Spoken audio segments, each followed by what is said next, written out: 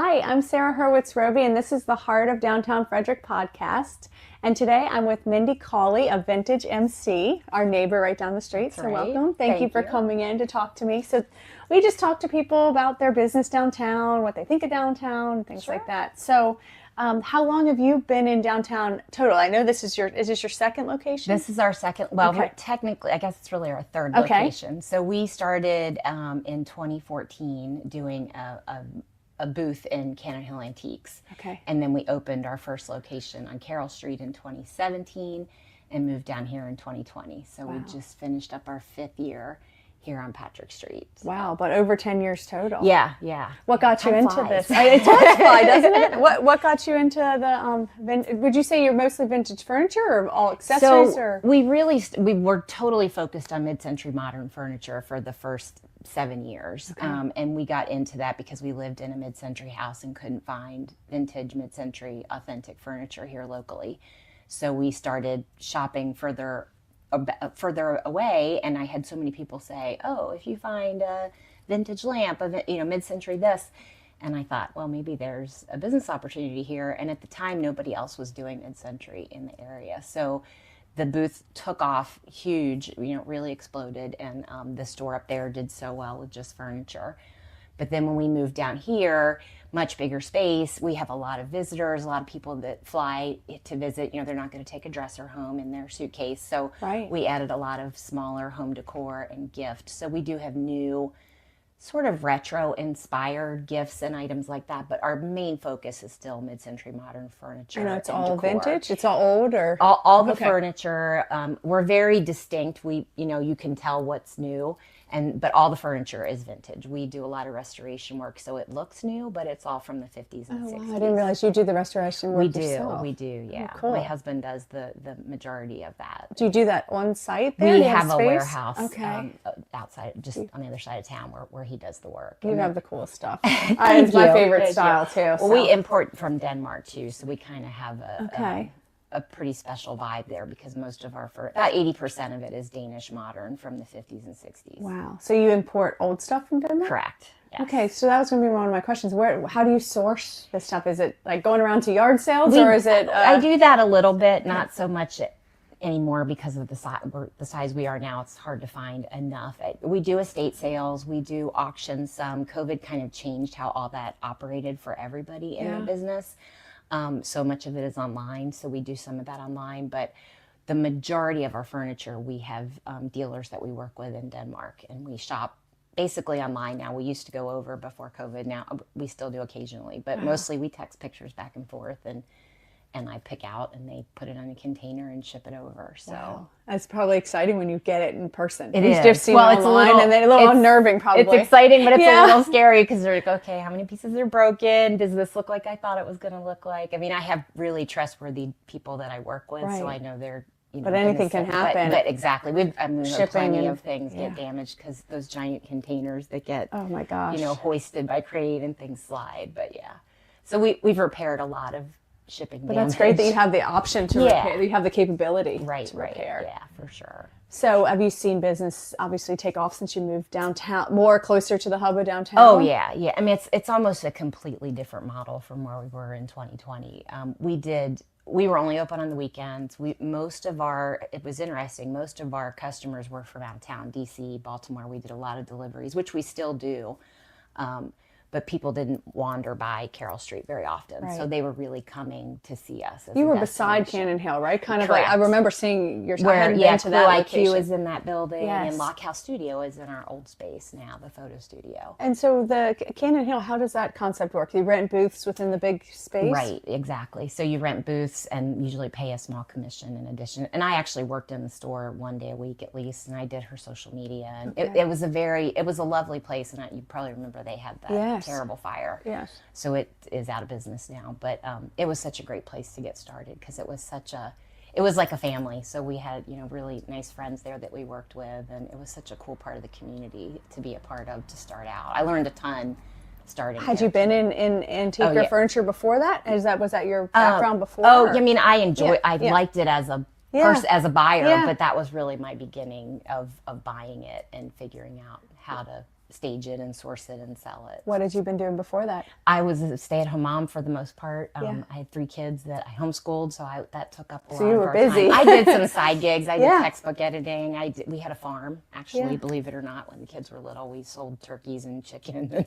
Wow, that's That feels like awesome. a lifetime ago. So I did several different things. My background was advertising and marketing, but I had kind of been out of that field for quite a while with the kids. Well, you have such a cool niche that you have going on, because I don't know. I mean, maybe there's other people, but I don't know of anybody that's doing exactly what you're doing. Maybe there's vintage or restored furniture or people doing it on like side gigs, Right, but to have a right. storefront with that. Yeah, for here locally, for sure. It has got. I mean, vintage has exploded in the last sure. few years since COVID. A lot of people we had a lot of new dealers get into it during COVID. So there's a lot of people doing all kinds of different vintage clothing, vintage jewelry, and vintage furniture. There are a few people around that, they do it from their garage or they do it Right. online. There's a couple of other great stores in Maryland, but not really close to here. Think you've seen it all? Danny Gurry keeps finding Frederick's hidden gems. Family spots, mom and pops, and can't miss bites. Good Morning Frederick. Make sure to watch live at 9 a.m. every weekday on Facebook and YouTube. That's really neat that you have the connection to the Danish stuff, though. Yeah, Because otherwise you yeah. think about, oh, maybe someone has a lucky find at a yard sale, and then if they have a good eye, but you really have that established. Right. It's really cool. Right. We have a lot. We have a wide variety, and we always have Danish furniture available because we have another 100 pieces in our warehouse just waiting to come in. Do you let people shop from that, or do you really just shop what's in the store, and then as you sell, you Yeah, we replenish? mostly in the store. We do have things online that are still at the warehouse waiting to come in. We're actually trying to increase that to have more throughput because the store. I mean, it's big, but it's still limited. We have a lot more. So we've never done like warehouse. Well, we did warehouse sales at our old place. Where we were had a basement area at Cannon Hill, and we did have that open to the public occasionally. We have not done it at our warehouse, but it's something we talk about just to kind of increase the furniture throughput. Because it always seems like no matter how much space you have, you want more. Exactly, It's like, I can fill it all. You so. can fill it all, exactly. So how have you seen downtown change in your time, all of it being downtown, being on Patrick Street or also there? Have you seen like downtown as a whole change? I mean, for sure, it's gotten to be even more of a destination. I mean, I feel like we moved here into downtown in 2011, 12.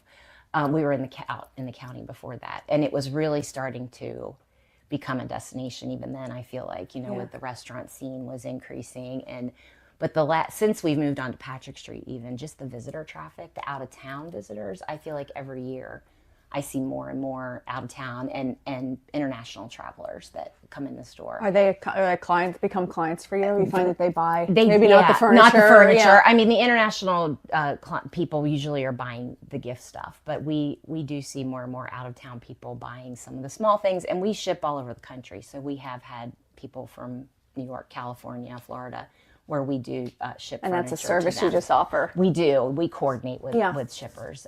It can get expensive, so that's a pretty small part of the whole. And then you have to package, but- worry about damage and all of this stuff. Yeah, for some yeah. of the things. It's nerve-wracking all over again to ship it. Well, deliveries are anyway. We deliver do our own deliveries here in the DMV, and that's still nerve-wracking because Really? it's made it this far, and Right. you don't I'm wanna- sure, yeah, right. yeah. Just a little chip on something, especially something vintage. It's not Right. like you can just order another one. Exactly, yeah. So So I've also noticed a lot of wedding traffic in the last few years. Have you? that we see. People coming in town Yeah, for they're weddings. here for a wedding, and they Yeah. come in, and we've never been here. We love it, and we'll be back. We see a lot more people coming from DC, Yeah. Baltimore too, but people who didn't used to come up this way Yeah, for sure. an event or shopping or anything like this. It was always kind of an elusive market. People would go the other direction on 270. Yeah. But now we find they come up to Frederick a lot. That's what I see too, which is wonderful. It's such a great downtown. It's so unique and charming, and people fall in love with it when they see it. So it's Absolutely. not surprising. And then they bring their friends, and I always say the thing beyond just having restaurants and stores like ours is that we have an actual, we have a lot of commerce downtown. We have banks and lawyers and Right. offices. And so we're a living downtown. Yes. We're not just like a tourist it's destination not like a that it goes Disney, away. right? Exactly. It's not we're a real deal. Yeah, it's not a town. facade. It's the real heart of the city, and it's a living city. Yeah, it's a People living live city where and people work do and- exactly. yeah, I think that's what makes us so cool and authentic, agree, I personally. agree. So, what do you see of the future of downtown? I mean, hopefully more of the same. It's getting a little harder and harder, I think, to get started here as a small business because everything's gotten so expensive. Yeah. I mean, we feel very fortunate that we got the space we did when we did. So that worries me a little bit. We about getting chains and franchises in here and really changing the dynamic of the town. I would hate to see that. Yes. But I think that the fact that we're a destination, that there's so much happening here, that people come to visit and they move here and stay here. We have so many new people moving into the area. So I think the commerce part of downtown is just going to get better and better. I think so too. I'm hoping the second and third floors get more. There's a lot of empty second and third floors. True. Those, hopefully we'll get more businesses and things like that downtown. Right. So. Absolutely. Absolutely. Well, thank you so much for taking your time this morning. Thanks for inviting me. It was great to chat with you. All right. Thanks. You too. Thanks, Sarah. Bye.